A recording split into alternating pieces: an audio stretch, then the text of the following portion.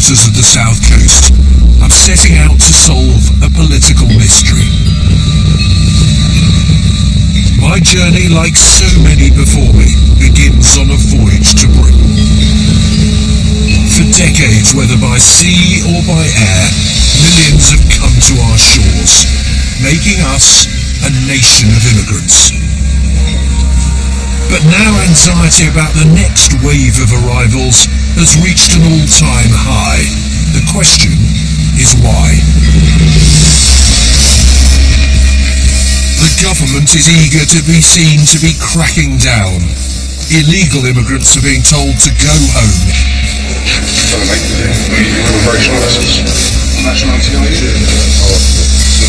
Politicians are competing to talk tough. Immigration is too high and I want it cut. We need to have a cap on migration, which we put in place, and we need to make sure that people who do come here work hard and play by the rules. Do you want to go back home? No. Britain must control its borders. The capacity of our economy to absorb newcomers was greater than the capacity of some communities to adapt. The arrival of people from all over the world has changed the face of Britain forever. Folks came here to work because if they work even for their lowest wage, they have a decent life. Was it part of some secret plan for Britain? They've deliberately embarked upon a policy of mass migration into this country without asking the people for their consent, without even telling them it was going to happen. Or was it a huge miscalculation? Both the predictions were completely catastrophic. I mean, they were wrong by a factor of 10. There were more predictions of another invasion by Romanians and Bulgarians. So far, though, it's yet to materialise. Some say Britain has a history of unnecessary panics about immigration. The consequences of letting those panics get out of control is that it poisons the atmosphere in the UK and you get generalised prejudice directed against people from overseas. Immigrants have helped make Britain wealthy, so could a backlash damage the country? They have jobs, they work, they pay taxes, and they're pretty good citizens. We shouldn't fear it, we should welcome it. We shouldn't fear it. In the past decade, people have come to these shores in vast, in unprecedented numbers. It is the greatest movement of people in our nation's history. So how is it that a subject that was once taboo is now on every politician's lips? Why is it that the doors to Britain were flung open? And what are the benefits, what the perils of now seeking to close them? What is the truth about immigration?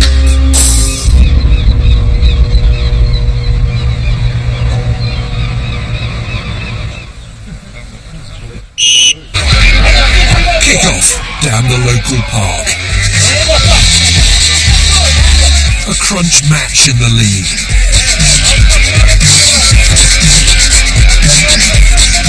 What could be more British?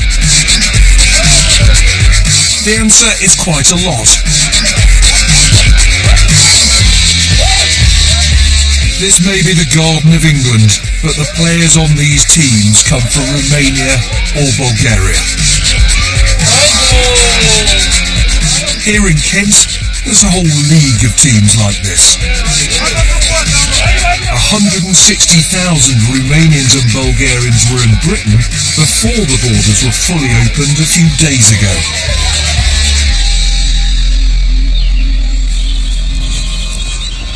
Many came to pick fruit at farms like this one near Faversham. 140 East Europeans work here. I like the job here, yeah. I like to be outside on the field. People who don't know Romania, how much better is the money here to the money back at home? It's much better. You're an accountant? Yeah. And you're here picking strawberries in England? Yeah, because I take more money here than Bulgaria. They earn £150 a month? Yeah. And you earn? More than £300 a week. No wonder you're here. Yeah.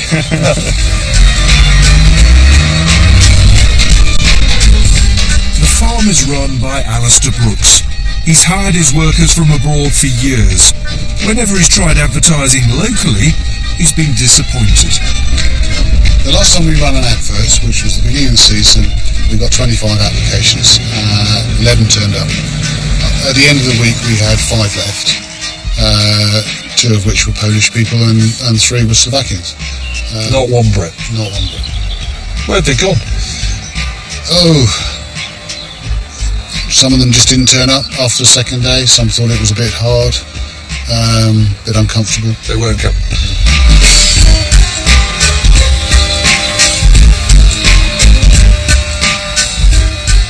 These Bulgarians and Romanians came here as part of a special agricultural scheme, and for only 6 months a year. Now they and all their fellow countrymen are free to get permanent, better paid jobs. Not, they insist, something you need to worry about. Do you think immigration is good for the economy? Yeah, it is because it's a whole chain. We have lorries coming every day, 3 or 4 or 5 lorries with British drivers. Yeah, from there they go in the supermarket. The supermarket, they have to display on the shelf. Who's displaying the berry on the shelf? It's the British people. Who's selling the berry? It's the British people. Who will buy? That, in a nutshell, is the classic case for what immigrants bring to Britain. Their hard work makes all of us richer. But it doesn't look quite that clear-cut if mass immigration suddenly comes to your town.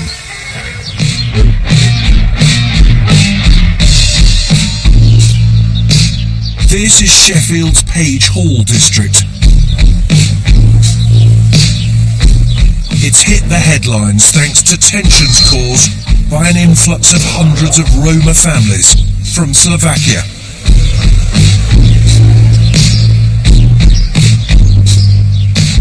Locals complain about rubbish being dumped in the street, crime and antisocial behaviour.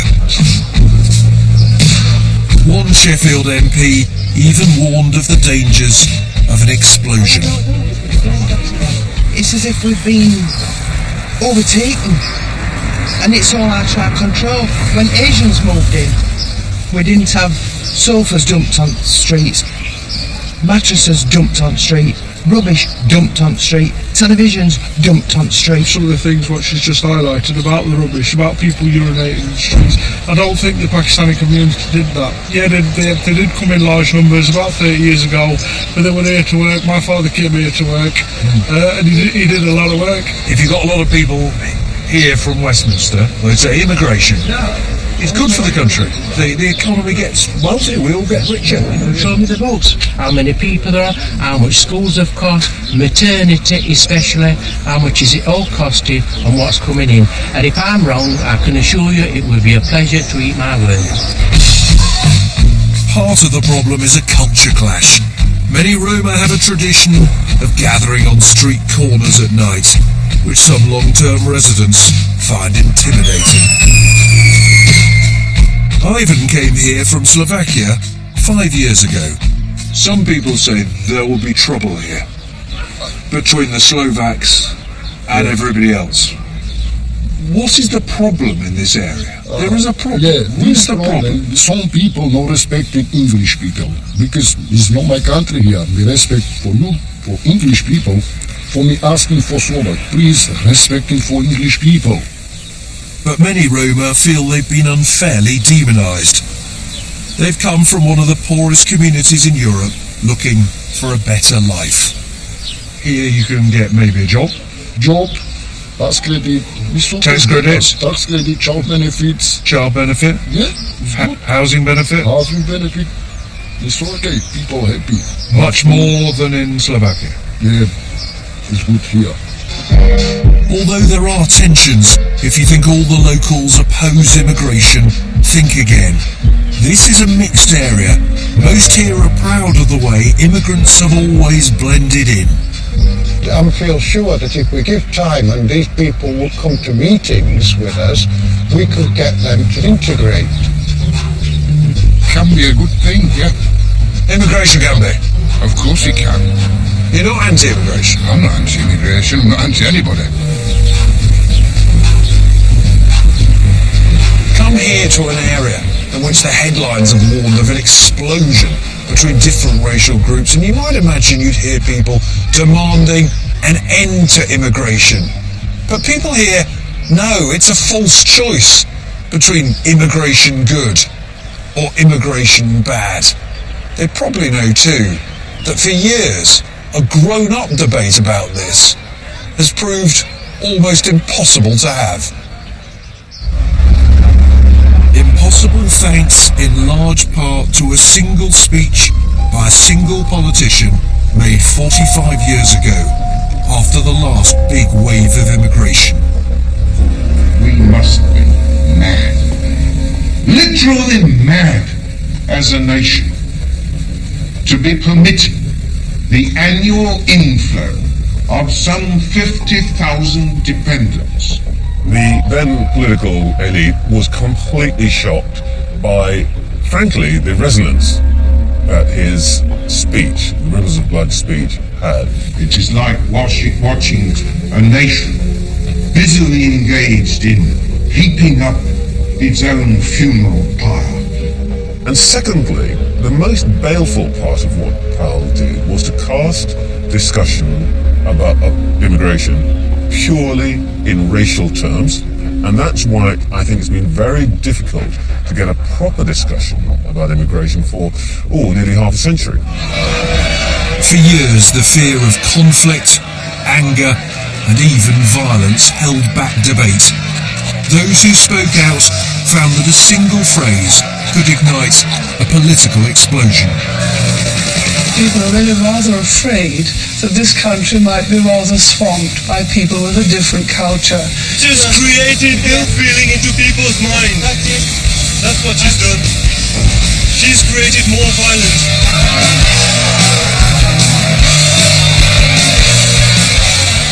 Political rows often focused on pandering to racism, as this poster graphically shows. For years, if you raised the question of immigration, you were accused of being racist. And there was a sort of deliberate attempt to make it a no-go area.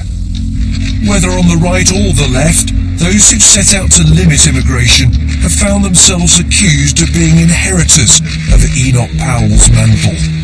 On immigration, it was bluntly a nightmare. And it got more and more difficult. But now politicians on all sides want to appear to be getting tough. I think what people have seen is a concern about the pressures of the number of people coming into the country, and it's those pressures that have led people to feel that immigration is an issue that politicians should be addressing in a way that hasn't been in the past. The level of migration, the pace of migration has been too high and should come down, but it's also important to look at different kinds of migration and the impact that they have as well. And one politician claims vindication for daring to go where others once feared to tread. They tried to say that anybody that dared to talk about this subject was necessarily a bad person and racist. That was what they tried to do. And actually, this has been going on ever since Powell's speech. He was wrong in the sense that he felt that black and white would find it difficult to mix. But unfortunately, he's been proved to be right, because the sheer numbers that have come into Britain have led to segregation, have led to ghettoisation, and we now see significant parts of our big cities where people don't even speak English. Steaming into Southampton Harbour is a reminder that Britain has a long history as a migration nation. Not exactly the Statue of Liberty, is it? Britain doesn't have a monument. We have no inscription saying, "Bring us your huddled masses." And yet the history of this island is one that has welcomed the multitudes. They've settled here, they've prospered, they have become the new Britons. And yet some people are now asking whether the tide of people coming needs to be slowed, halted even. They're beginning to ask, is this crowded island simply full up? In the 10 years to 2012, net immigration to the UK was about 2.5 million people. That influx is roughly equivalent to 10 times the population of Southampton.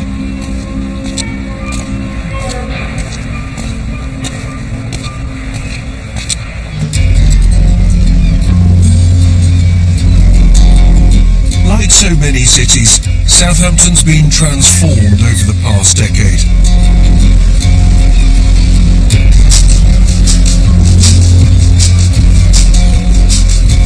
The number living here who were born abroad has doubled, from 20,000 to around 40,000.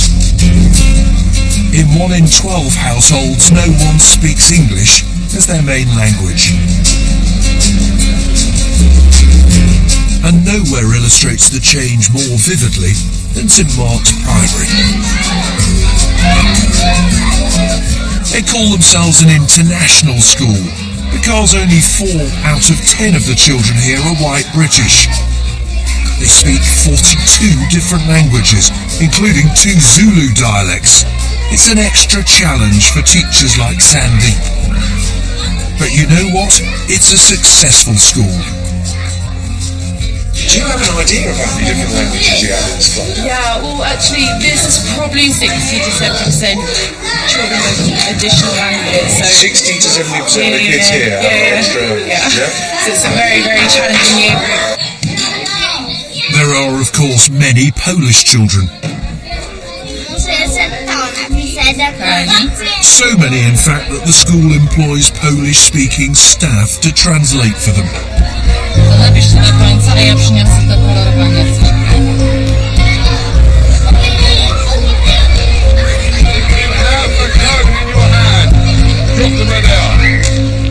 Demand for places from immigrant families has meant the school's almost doubled in size in just 3 years. It's now having to use temporary classrooms. Somebody said to you, this has gone too far, we can't take this many people, the country's overcrowded. How would you respond? I think that's a tricky question because, you know, I'm not in government. As a head teacher, I get what comes through the door. You know, we are full, and I think parents who are coming into the city now need to appreciate that they can't sort of pick and choose anymore. The schools in the city are full to bursting.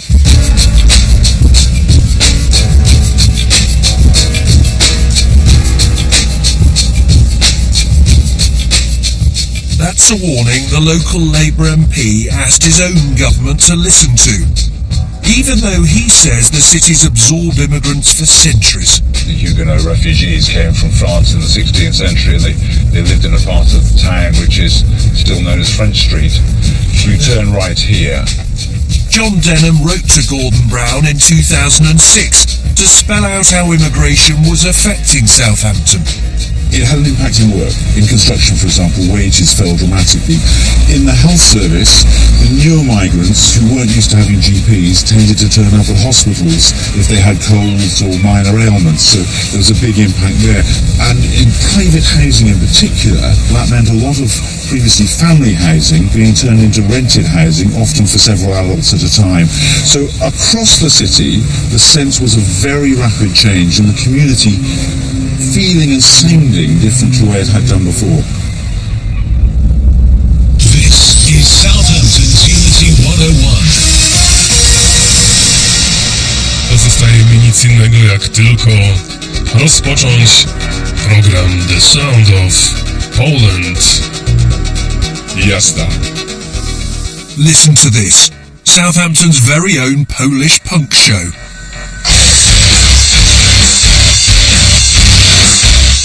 There are now 8,000 potential listeners in the city, an increase of 30-fold in the last 10 years. One of the presenters, Przemysław Tris, came here in 2006. People often think Polish people, you know, they have an easy life. They come over and get a house or benefit. No, it's not from, you know, there are not many benefit takers among Poles, really. Poles came here to work because if they work even for the lowest wage, they have a decent life. Walking Southampton streets, it's clear it's not just Poles who flocked here. Waves of people have come from Afghanistan, Iraq, Somalia and elsewhere. The city's Muslim population has more than doubled. This city, this country, doesn't look or sound as it once did.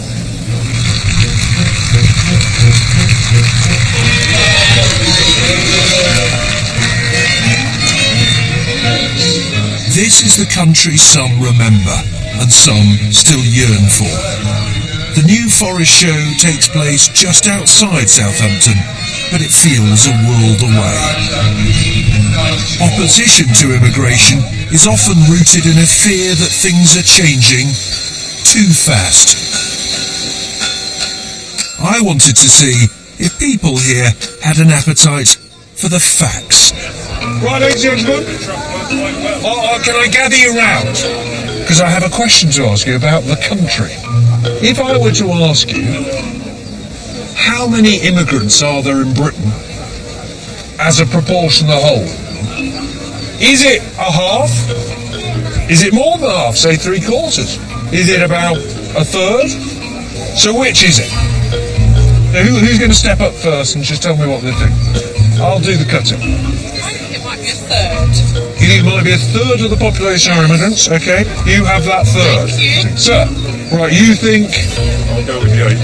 So you think... I think objectively it's not as much as people think. You think it's not as much as people think?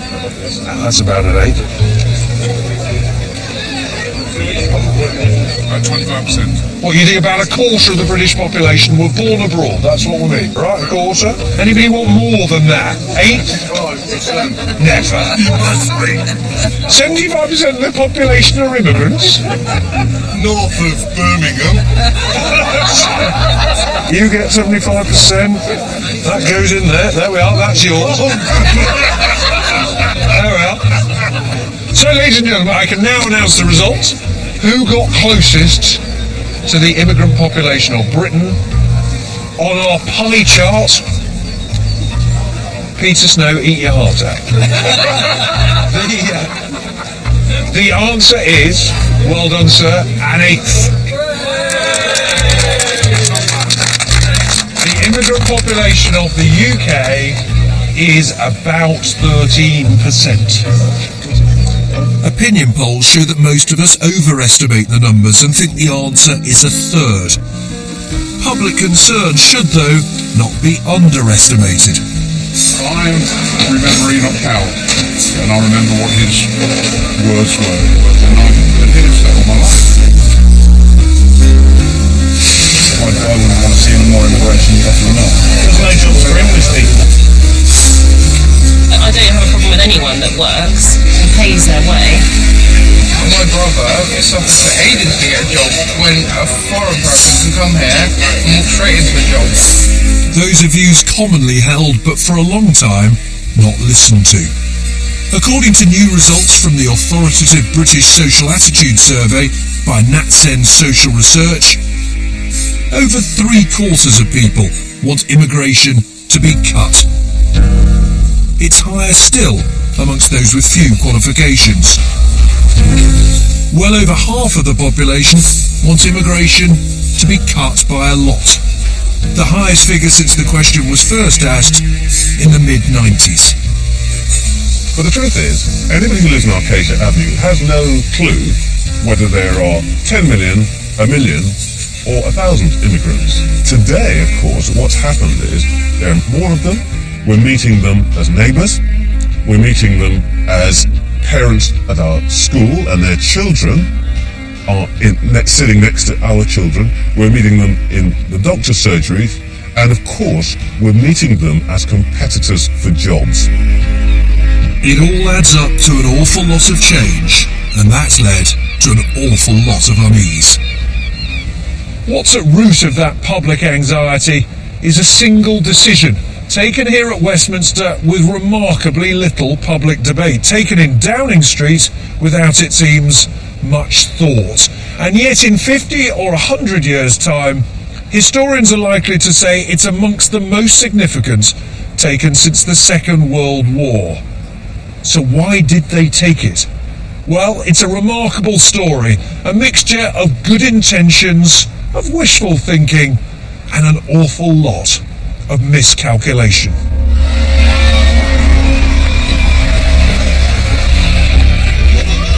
The story begins with the smashing of the barriers which divided Europe.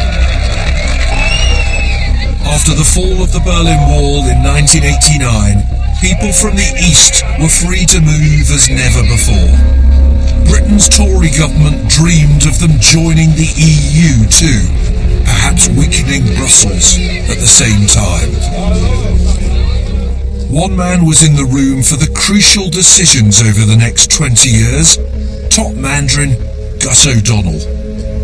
I remember working with Sir John Major when he was saying we wanted a broader, not a deeper Europe. So we wanted to enlarge Europe, to bring in countries like Poland, the Central and Eastern European countries.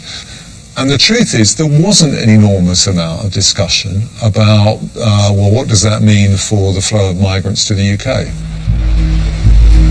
And when Labour took power, they were just as keen on welcoming the East. Tony Blair travelled to Poland to call for EU expansion to go faster and wider. Tony Blair took a clear view, he did, driven by the politics of wanting to give a clear message to countries like Poland that actually we wanted them in. They're an important country, a close ally, and we wanted them playing a full part in Europe. And in 2004, Tony Blair got what he wanted. Britain didn't just welcome Poland and 7 other countries into the EU. The British government took another dramatic decision to welcome all their people to come here and work from the very day their countries joined. Unlike the governments of Germany, France, Italy, indeed most of the EU. One reason, a massive miscalculation about how many people would come. One of those who did come was Przemysław. When he's not playing punk rock on his Polish radio show, he works as a glassblower, making precision instruments at Southampton University. When Britain opened its doors to Eastern Europeans, it was an opportunity that proved hard to resist. How much more do you earn as a glassblower here than you would in Poland? 6 times. 6 times more? Yeah. And the standard of living? I never realized before I come here how difficult the life is in Poland.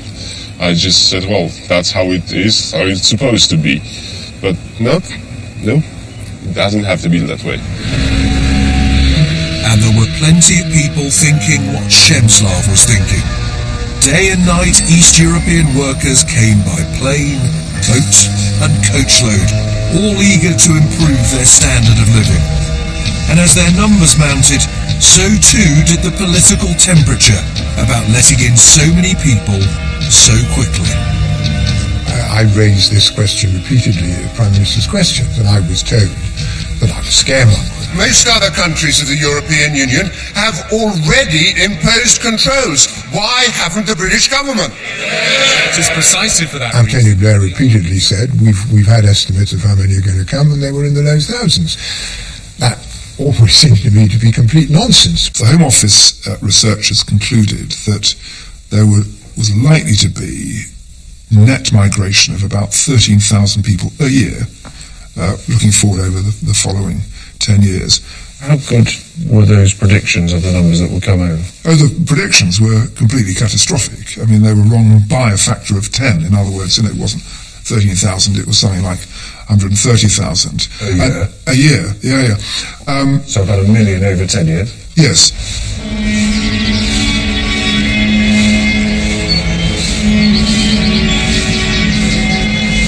It suits some politicians to blame the forecasters for the choice they made to open the door to East Europeans. In truth, though, the decision had been taken effectively long before the final forecasts were in. At the time, there was another priority: how to find the people to fill the jobs in a booming economy. A new century brought with it renewed belief. We celebrated the Queen's Golden Jubilee. We spent and spent and spent. Symbols of our new prosperity sprung up. But worries were rising too. Without more workers might boom be followed by bust. Did Britain need immigrants to keep our economy growing?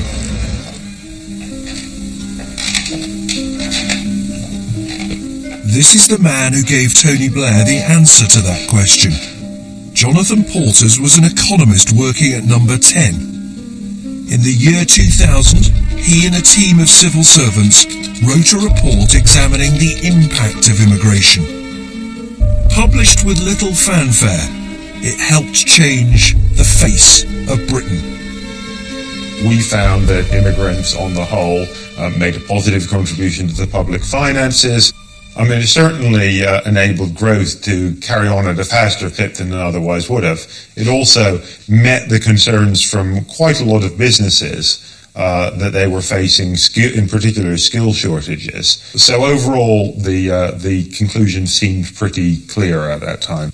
Was there not also something that business, the Treasury, the Bank of England were worried that inflation would take off when growth was high, and immigration was a way of keeping the lid on wages? I'm sure the Treasury viewed immigration as potentially helpful in dampening wage growth. And big business. And big business. And the Bank of England. And the Bank of England, yes. They welcomed the report's conclusion at the Treasury. There is little evidence, it said, that native workers are harmed by migration. Any worries about negative impacts were trumped by the prospect of real economic benefits. With hindsight, we might have wanted to slow it down, but it also turned out to be true that Polish people had a lot of skills. They filled a gap. So nobody said there are 70 million people whose incomes are often a fifth of the average in the UK. Wonder if they might want to come here. Well, they certainly, that issue was put, but when they come, they will be doing jobs that UK people don't want to do, and they will be contributing and meeting our skills gaps. And actually, we're a relatively full employment economy, so it wasn't seen as a threat, it was seen as an opportunity. Immigration was supposed to benefit us all, and the better off certainly noticed. They noticed that cheaper Polish plumber or decorator. They enjoyed that nice new delicatessen down the road. But the worst off in society noticed something rather different. They thought that their job was at risk. They thought their wages were being undercut. They often thought that their identity was threatened too. A big choice had been made by the politicians, but they'd scarcely bothered to consult the public. Were people told? Was there a debate specifically about the decisions on Eastern Europe? Well, we never ceased to debate immigration in the House of Commons, by the way. In fact, the Conservatives used to grumble that we had too many immigration bills. Yes, we didn't spell out in words of one syllable what was happening, partly because of a fear of racism. The people of the country weren't asked about it or told about it, and I don't think that's the way in which politics in a democratic country should be conducted. Public should have been told. Yes. At the time, Labour ministers were afraid of what they called the immigration tinderbox. Labour now says that was a mistake. I think there should have been more debate about immigration. I think we should have had more calm, measured debate and sensible response to people's concerns, but also listening to what those concerns were. You know, listening to people who were worried about jobs or wages or worried about the pace of change, and to have that debate about it rather than simply thinking you can't talk about it for fear that that might be the politics of the right. But the then Home Secretary says if East Europeans hadn't been allowed to come here legally, many would have come anyway. Well, I'm unapologetic.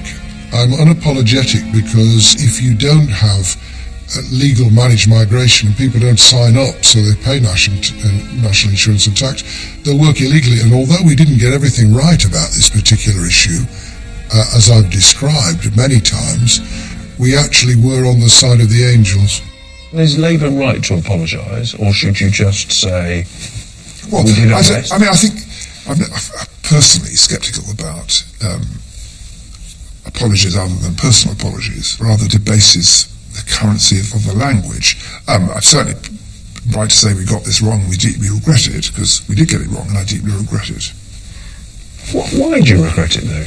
Well, I regret it because it undermines trust in government if you're that wrong. Mistake or not, This is a policy which, unlike most politicians take, is irreversible.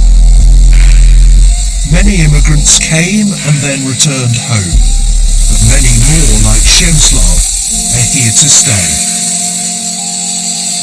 Poles are blending in, really. You can't see them much. They just work, home work. They will be Poles to the bone, to the very end of their lives, like I will be. But my children will be English, and nothing will change that. So next generation of Poles here will be English.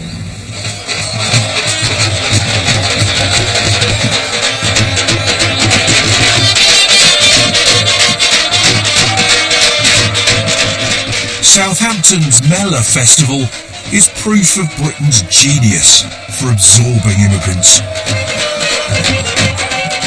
This is a celebration of the city's Asian community, which took root when Sikhs came to fight for Britain in the First World War. Today, those enjoying the music, often the children and grandchildren of immigrants, are first and foremost Brits. I personally don't feel immigrant because this is where my roots are. My children are here, my family's here, and I've been here a very, very long time. This festival is also a reminder of something else. Even in the last decade, mass immigration didn't only come from Eastern Europe. In fact, more than half came from outside the EU. But concern is high here too. The British Social Attitude Survey shows that 60% of first and second generation immigrants want to see a cut in the numbers following them here. I don't think it's fair for locals perhaps that have, established themselves and are trying to set up businesses, trying to do good work with somebody coming over from Eastern European or any part of the world and perhaps setting up a similar or rival business and undercutting them. And that's from my own business perspective. The frustrating thing about it is our communities, our British born, cannot get the job. And the Eastern communities, European communities, can get a job. And it's causing great difficulties here in Southampton. The worries here, as in many parts of Britain, are real.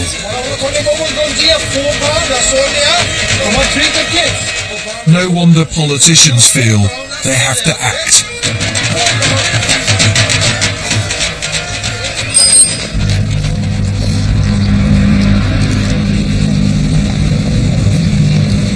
After the huge flows of people in recent years, after the mistakes and the miscalculations, a mere politician's promise was unlikely to convince voters that immigration was finally coming under control. So David Cameron came up with the idea of something more concrete, more tangible, more measurable, a target to cut net migration from hundreds of thousands a year to tens of thousands. That's a cut of well over a half. Easy to say, harder as it turns out, to deliver.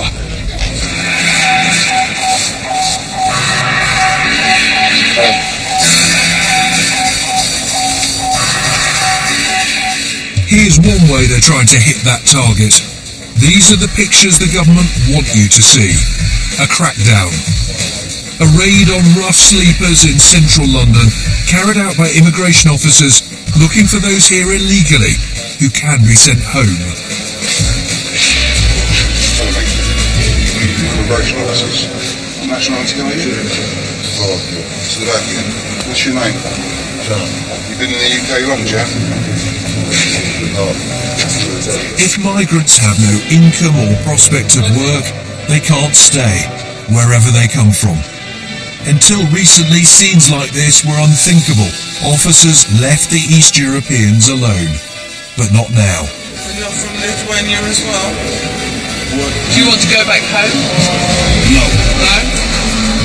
It's one of a raft of initiatives to reassure voters that the rules are being implemented and tightened. But that's not enough to ensure the government gets net migration below its 100,000 target. The latest figures were not far off double that. How likely is it that the government can meet its net migration target? Well, that remains our aim by the end of the Parliament. Are you likely to meet it? Well, my job is to carry on looking at the at every aspect of immigration and make sure that we're making the changes that we need to do. In reality, aren't you saying to the country, if, maybe, perhaps, if we're lucky, we might just meet our target? Well, what I like to do is not say, I'm going to predict we're going to do A, B and C. That is my target, and what I want to do is get on with the job of working towards that target.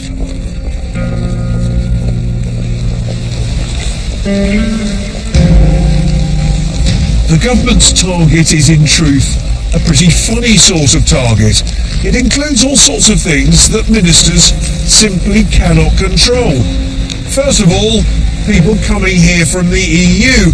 Anyone can come from any country. It is our legal right to live where we choose. Secondly, this target is actually for what's called net migration. That's the difference between two very big numbers. The number of people coming into the country and the number choosing to leave these shores. The bizarre thing is that if people stop choosing to leave Britain, the figure for net migration goes up, the government misses its target. And with so much beyond the government's control, it's hardly surprising it's proving difficult to hit. Even some members of the cabinet have got little faith in it. Setting an arbitrary cap is not helpful. It almost certainly won't achieve the below 100,000 level the Conservatives have set anyway, so let's be practical about it. The government's target is a bit of a nonsense then, isn't it? I wouldn't use the word nonsense, but the idea that it should come down to 100,000 is something the Liberal Democrats have never signed up to because we simply regard it as impractical. Here then, another truth about immigration that politicians have tended to keep to themselves. Their scope for decisive action is limited. So given that they can't control everything, ministers end up looking for things they can target. And they often come with a catch. Take students from overseas. People coming here to study made up the biggest share of the immigration statistics until the recent crackdown. Fewer overseas students equals less immigration equals success. Or does it? Not if you're a top university like Southampton.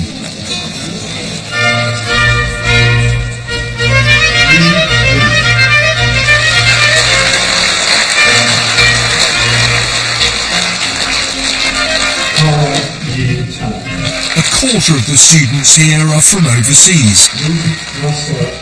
They pay higher fees than British students, helping universities to cope with funding cuts. And they bring much needed foreign cash into Britain. Higher education is a great British export. But the student visa system was being abused by applications for bogus colleges. The reason for this interview is to ask you some questions about your student application. So the government's trying to weed out people who are really trying to come here to work. And why did you decide to come to the UK to study? This centre opened last spring and has vetted about 100,000 applicants from around the world. And how will this course help you with your future plans? In theory, those pretending to be students are vetoed, real scholars are approved. And what will you do at the end of your course? Will I come back to my country to look for jobs or start with my parents' business? Scores of phantom colleges have closed. Alright then, so have you understood all of my questions today? Overall, applications to study at further education colleges have almost halved.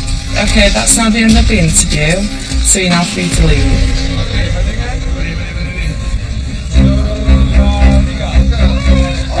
But leading universities are worried.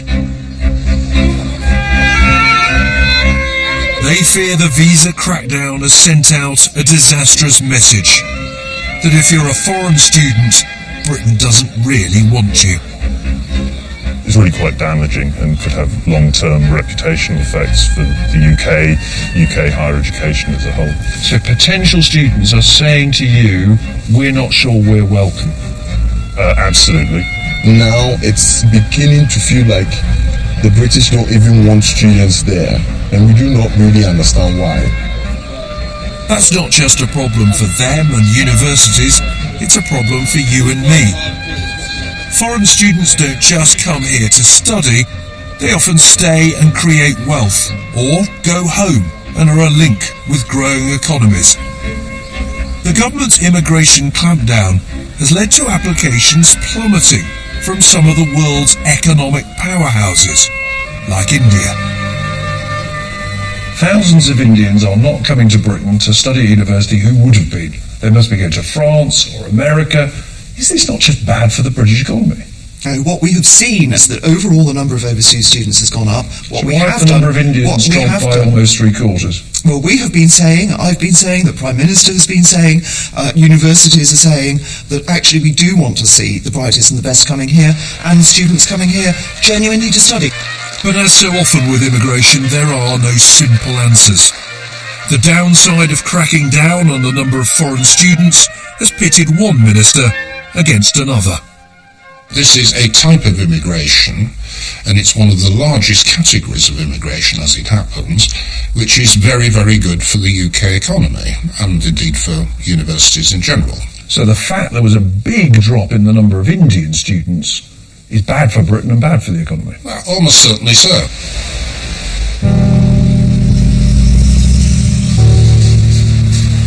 The idea of stopping bogus students whilst only allowing in people who are serious about getting a qualification is the sort of idea that most people would agree on over a coffee or their Saturday night curry. So too the idea of allowing in those with high skills and blocking those with low or no skills at all. They're popular, they sound easy enough. In truth, they're anything but. Which takes us back to that curry.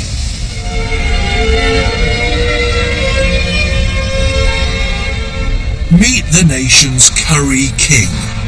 Born in Bangladesh, Enam Ali is a man who loves Britain and has made it his life's work to persuade his adopted homeland to love curry just as much. At Enam's restaurant, it's not exactly vindaloo washed down with a pint of lager. Oh, look at that. That is beautiful. Thank you very much. And you call this now, don't you? You call this British curry? Yes, rather than Indian. Yeah, absolutely. Yeah. I do call British curry because of the way it's presented, the way the whole process is done. Yeah. And it's regarded as a British curry, British cuisine. Yeah. He calls it British, but it's cooked by foreign chefs who, like Enam, come from Bangladesh. But there's a crisis simmering here and in the kitchens of the nation's curry houses. Under new immigration rules, work permits are only given to those classified as highly skilled, earning about $30,000 a year, and who can speak English. You go to Bangladesh, apply for advertising in the newspaper, get somebody, interview them, anything is fine, and you apply them, you'll be rejected. Because of his English may be weak, or the certificate he provided is not in the proper institution. Many different things has happened. Does it matter whether chefs can speak English? That's what they're saying. You got to have. Does it matter to you? For me, no, because I'm looking for somebody cooking a curry. I'm not looking for somebody to come into my kitchen lecturing English. No. Enam isn't above a bit of lecturing himself. He founded the British Curry Awards, the Oscars of this hot and spicy industry. And yes, curry is an industry. With a turnover of £4.5 billion a year, it employs 72,000 people. An industry under threat, Tory-supporting Enam Ali MBE tells his guest of honour. I am very privileged and look forward to continue working closely with the government on the issue that affected our industry, the industry that we are celebrating tonight. I know that there have been questions on immigration and getting chefs with the necessary experience. So let me promise you this. We will work through this together. We'll continue to help you to get the skilled Asian chefs that you need. And we will also work with you to train up the next generation of homegrown chefs. It may sound soothing, but his real message was blunt. Stop relying on foreign chefs and train some born in Britain. Fixed overnight. But even in the shadow of Brick Lane, London's Curry Mile, it's clear that won't be easy. This is where thousands of Bangladeshis and other immigrants have settled, but where many struggle to find work. The Osmani Centre helps young people into jobs, but few want to do what their parents often strive to escape. Most people around here, like, working in the restaurant is like, they degrade you for it, like, you get looked down upon. What, if you work in a restaurant you get looked down upon? From the community, from the people. Why? You can do more in life rather than working in a restaurant in your local community. And so, but working in a restaurant seemed like a bit of a low job. Yeah.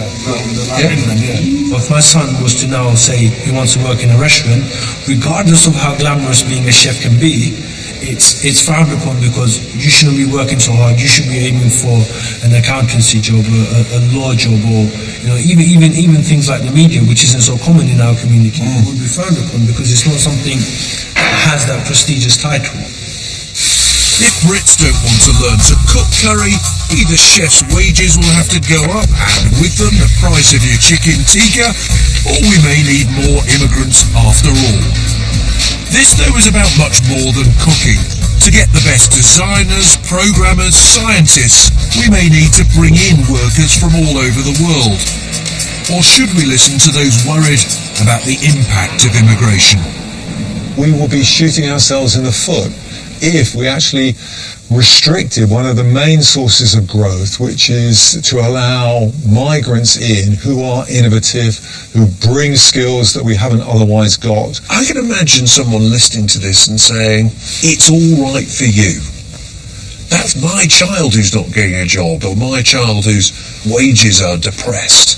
It's all right for the establishment to tell me, open the borders, it's us that gets hurt. And I would say what I want for your child is for your child to have a very prosperous and good education, and to come up and grow up in a society that creates great opportunities for them. So we do need to be open. Yes, it'll be more competitive, but that's the world we're in, and you can't hide away from that. When it comes to debating immigration, economics has pretty much always trumped politics.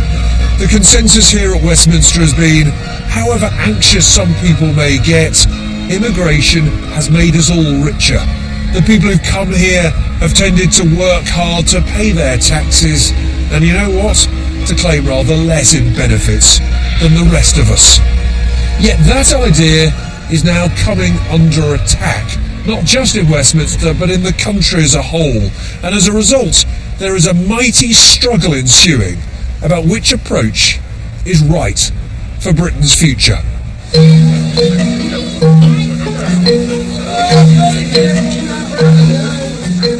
Back at the New Forest show, time to quiz the public.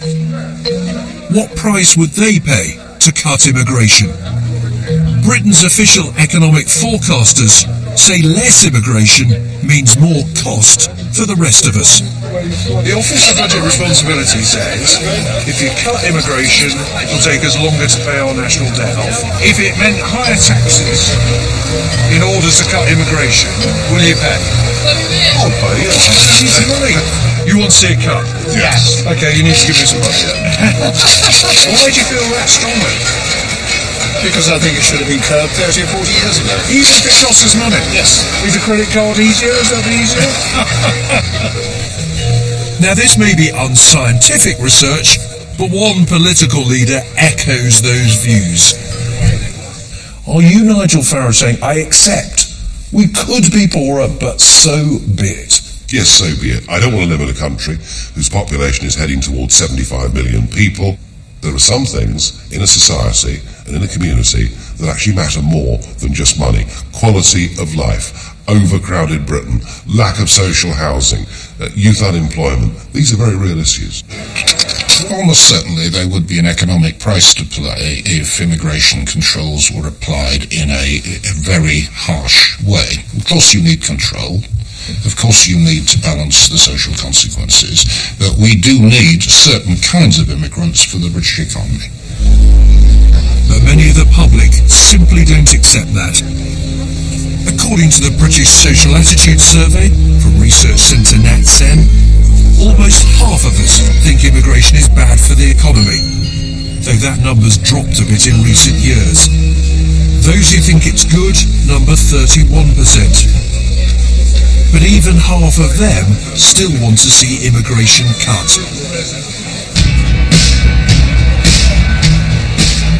Some politicians at Westminster have clocked that, and they're changing tack.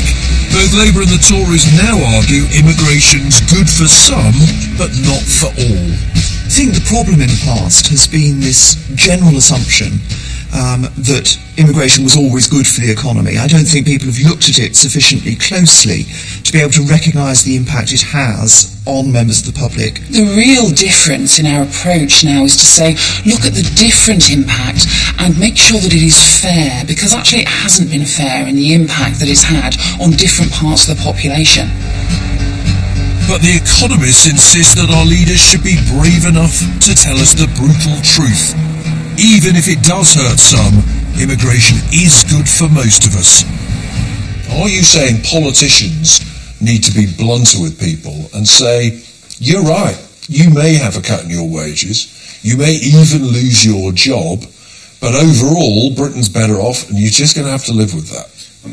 I think that's correct. I think if we think that on average immigration makes us more prosperous, then I think politicians do have to say to individuals who are negatively affected, and let's face it, there will be some, yes, we're doing this for the good of the country, and yes, you may lose out, but ultimately we still have to do this. Just as we said to the coal miners 30 years ago, sorry, we can get our coal a lot cheaper abroad, we can't afford to keep on propping you up. And broadly, I'm afraid, I still think it's probably the right thing to do.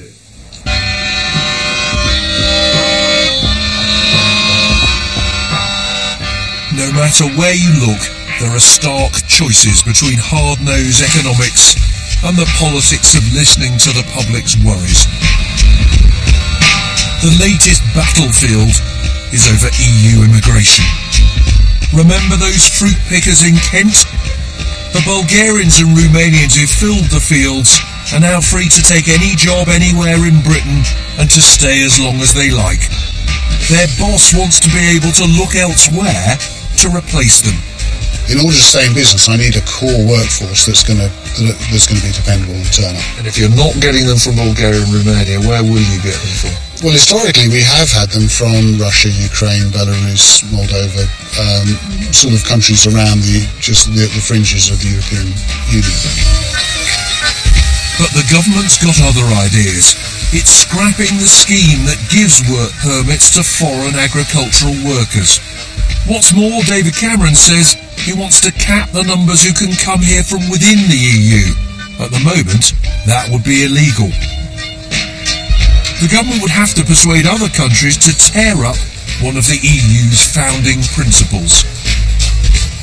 I think we need to look at the question of, when new countries come in, of what is right to say to them about when they can have access, full access, to that free movement concept. If the rest of Europe says, forget it, isn't it the case that if there's no change in the rules of the EU, there's precious little you can do to control overall immigration numbers as the EU gets bigger?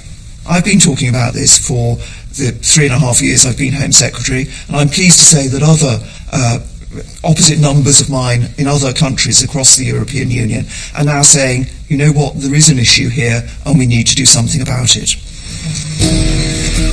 But any attempt to limit the number of immigrants coming from poorer countries could spell trouble for this business. I think what will happen in the UK, the very labour-intensive horticultural jobs would probably go abroad.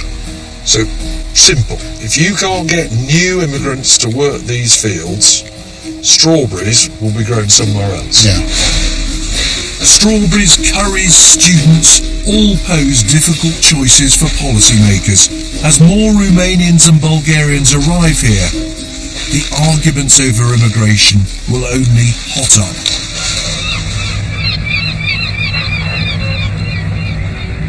For years in Britain, we have perhaps failed to properly discuss the downsides of people heading to our shores. Are we now in danger of ignoring the upsides?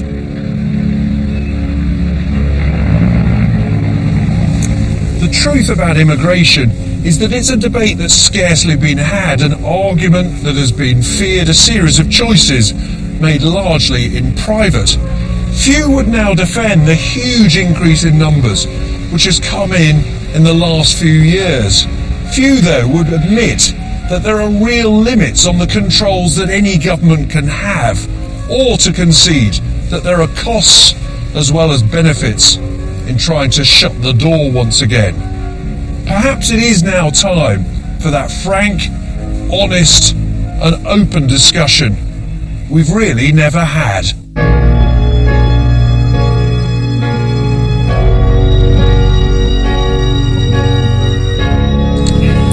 Of course, there is a hidden side to immigration. Fergal Keane discovers what life is like for some of the people here illegally tomorrow at 9:30.